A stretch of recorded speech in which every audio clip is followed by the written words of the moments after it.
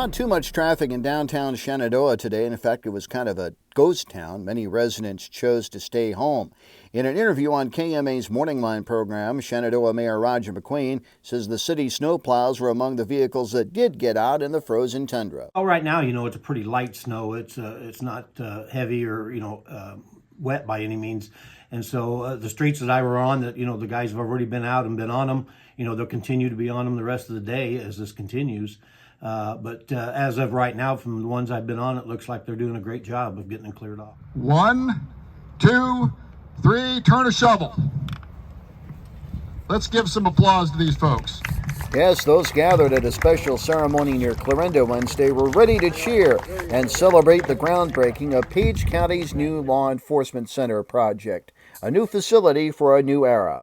This is just a mound of dirt now, but in the coming months, this spot here on the Page County farm south of Clarinda will be transformed into a new law enforcement center, jail, and sheriff's office to serve a new era of law enforcement in Page County. Page County Supervisors Chair Judy Clark was among those thanking the voters for approving a $16.7 million bond issue in November 2023, making the project possible. I can remember as far back as the 1980s talking about the need for a new jail, and into the 1990s talking about the need for a new jail, and again into the 2000s and the 2010s talking about the need for a new jail, and it kept being put off. A jail isn't something we necessarily want to have, but it's something we're mandated to have for the protection of our citizens. And instructors at Shenandoah High School recently walked out of the building. It was a nice day, so they thought they would take a stroll around the neighborhood to raise awareness of a major problem facing students everywhere. Back in October of last year, high school officials announced the Hope Squad. Based on a national program, it's aimed at suicide prevention and mental wellness, with the goal of helping kids through tough times. As part of that effort, the entire student body was invited to take a walk outside the high school Friday afternoon as part of the first ever Hope Walk. Enjoy the weather, guys. Have good conversations. We'll go down, like I said, we're going to go down Pioneer all the way to Center and then come back up the backside of the high school. All right? We'll get started. High school principal Ty Ratliff, high school counselor Bailey Camp, and at-risk interventionist Natalie Denton organized the walk, along with members of the Hope Squad, a program featuring peer-to-peer counseling designed to stem the tide of youth suicides. After a summer without a pool, Shenandoah residents are once again making a big splash. There he goes. Last year at this time, the Wilson Aquatic Center was empty. There were no kids, no parents, no lifeguards.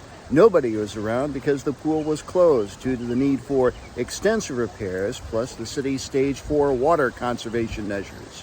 1 year later, the pool was ready to go. The wait was made more excruciating by the fact that the first day was rained out on Tuesday, but the skies cleared, the rain halted, and Wednesday was opening day here at the Wilson Aquatic Center. Now, some of the first swimmers to arrive at the pool were a little hesitant, finding the water temperature a little chilly. Before there were fireworks, there was fire at Sportsman's Park on a steamy Thursday night.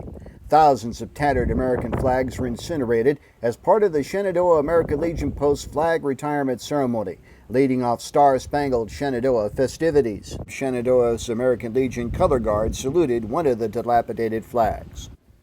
Shenandoah Scouts Andy Hansen and Camden Holsty placed the final flag on the pile. Then it was time to set fire to the flags, and it didn't take long for flames to devour the red, white, and blue. Legion spokesman Dennis Nance says the ceremony was the culmination of a year's worth of flag collecting. Now, this is how it looked and sounded from this reporter's front porch at around 3:30 this morning, about the time the storm rolled into the community. High winds caused trees to rock back and forth in our back porch. Fortunately, we got off with only smaller debris in our driveway. This large star that was on the front of our house ended up in our driveway, though. Other residents were not as lucky, as tree damage was all over the place in Shenandoah. Tree damage was extensive along Clarinda Avenue, including at this location. This tree was shattered in Garfield Park. Streets near the park were blocked because of trees, a common sight throughout the community this morning. Another common sight, Mid-American energy crews scattered out around the community repairing downed power lines.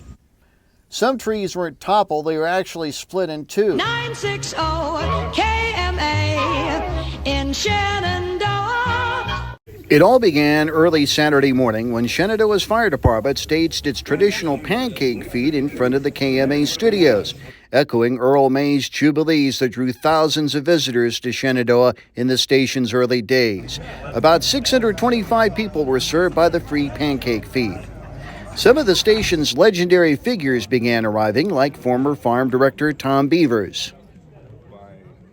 When you look back on it, why has KMA survived so long? Why have we survived 100 years? I think primarily it's because of the listeners. They have bonded to KMA over the years. It's truly amazing how far-reaching KMA goes, even today. And I think that's the main reason that people still believe in KMA. Other KMA legends like Dean Atkins were guests during a live 2-hour 100th anniversary broadcast. In his interview, Dean recalled his memories of working at a legacy radio station. You get a chance to meet so many people and be a part of the lives of so many people, including, I'd be remiss, of course, without the best listeners on the planet. Of course. That's what I always used to say, and that's what I would say now. We do have the best listeners on the planet, for sure.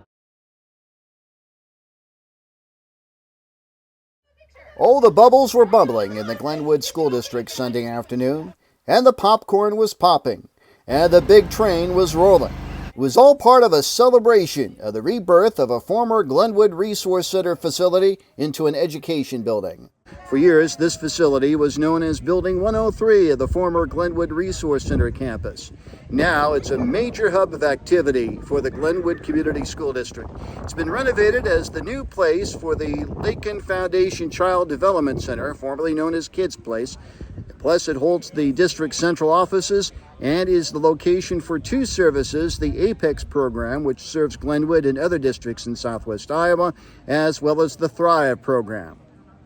Glenwood School Superintendent Nicole Quaker extolled the virtues of the project, in which the building's first 2 floors were refurbished to house the Lakin Foundation Child Development Center, formerly known as Kids Place. Quaker tells KMA News the remodeling increased the space for the program, serving children from birth to school age. 100 years ago, a television legend was born in this small house in Corning, Iowa.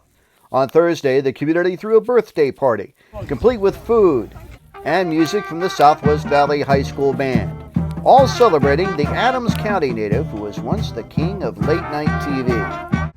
It all began right here. October 23rd, 1925 was the birth date of television legend Johnny Carson. Today, Corning residents and really people from all over, including a lot of Johnny Carson Tonight Show fans, gathered here at the Carson birthplace to mark what would have been his 100th birthday. As part of Carson's centennial celebration, visitors toured the house where John W. Carson was born to Ruth and Homer Kit Carson 100 years ago.